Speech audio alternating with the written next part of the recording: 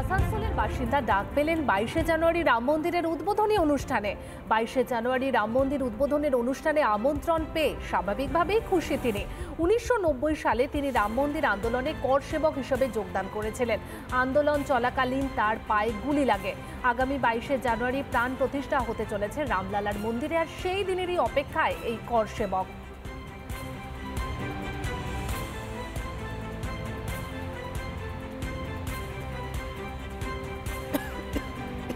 যে আমন্ত্রণপত্র পেয়েছি, এটা শব্দ দ্বারা মানে কোথায় বলে আমি ওটাকে বিশ্লেষণ করতে পারছি না।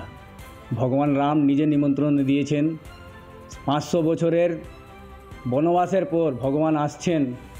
একটা আমাদের দিব্য রাম মন্দির তৈরি, যেটা আমরা এত দীর্ঘ আন্দোলন, আমরা যে প্রাণ দিয়েছি, লক্ষাধিক লোক যে আজ 500 বছর ধরে আমাদের ওখানে যুদ্ধ করে আমরা যে আজকে যে ভগবান রামের যে বিশাল দিব্য মন্দির আমরা যে তৈরি করেছি, ভগবান রাম 22 তারিখে অযোধ্যা আসছেন আর ওনার প্রাণ প্রতিষ্ঠা হতে চলেছে।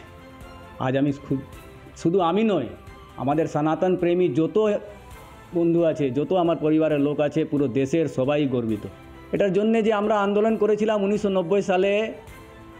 কার সেবা করতে গিয়েছিলাম আমরা যখন মুলায়ম সিং উত্তরপ্রদেশের মুখ্যমন্ত্রী ছিলেন। উনি বলেছিলেন যে অযোধ্যা মে परिंदा पर भी नहीं मार सकेगा, मतलब একটা পাখিও ঢুকতে দেব না। আমরা ওটাকে চ্যালেঞ্জ হিসাবে নিয়েছিলাম। আর আসানসোল থেকে গিয়ে বেনারসে নেমেছিলাম। বেনারস একটা মনে হচ্ছিল শুধু পুলিশ স্টেশনে। ওইখান থেকে বেরিয়ে আমরা 350 কিলোমিটার হেঁটে আমি অযোধ্যা পৌঁছেছিলাম। আমি যে ভগবান রাম থেকে যে আমি 22 তারিখের জন্য যে নিমন্ত্রণপত্র পেয়েছি, সেই নিমন্ত্রণপত্র এটাতে আমি পেয়েছি। ভগবান রাম নিজে পাঠিয়েছেন আমাকে। এটা আমার গর্ব নয়, এটা আমার আসানসোলের গর্ব নয়, এটা আমার পশ্চিমবাংলার গর্ব নয়, এটা আমার পুরো দেশের গর্ব।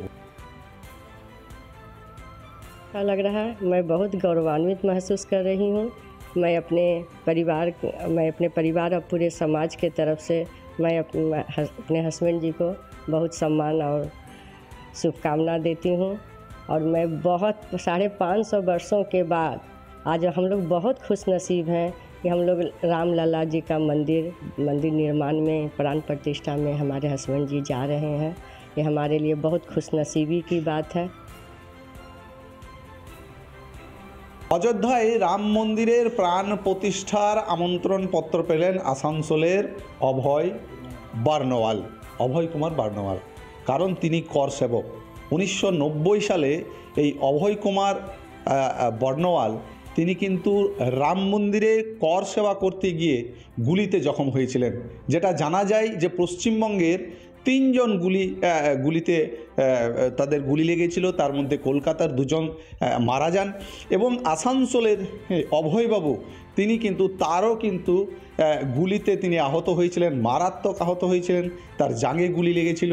সেই অভয়বাবুর বাড়িতে আজকে এসে পৌঁছালো রাম মন্দিরের, অযোধ্যার যে রাম মন্দিরের যে প্রাণ প্রতিষ্ঠা, সেই প্রাণ প্রতিষ্ঠা অনুষ্ঠানের বিশেষ আমন্ত্রণপত্র। রীতিমতো তিনি খুশি এবং তিনি আনন্দে আত্মহারা। শুধু তিনি নয়, তার পরিবারের লোকেরাও কিন্তু এই বিশেষ আমন্ত্রণ পেয়ে আজকে তারা একেবারেই আনন্দিত। এবং আগামী যে 22 তারিখ অযোধ্যার যে রাম মন্দিরের প্রাণ প্রতিষ্ঠা, সেই 22 তারিখের অপেক্ষা করছেন এই পরিবারের সদস্যরা। সেই জায়গায় যাবেন এই অভয়বাবু আসানসোলের। এক সময় যিনি এই কর সেবা করতে গিয়ে 1990 সালে গুলিবিদ্ধ হয়েছিলেন, সেই অভয়বাবু আজ কিন্তু অযোধ্যা যে রাম মন্দিরের যে প্রাণ প্রতিষ্ঠার যে আমন্ত্রণ পত্র, সেই আমন্ত্রণ পত্র হাতে নিয়ে রীতিমতো অপেক্ষা করছেন আগামী 22 জানুয়ারির। আসানসোল থেকে কৌশিকের সঙ্গে ব্রজ ব্যানার্জি, রিপাবলিক বাংলা।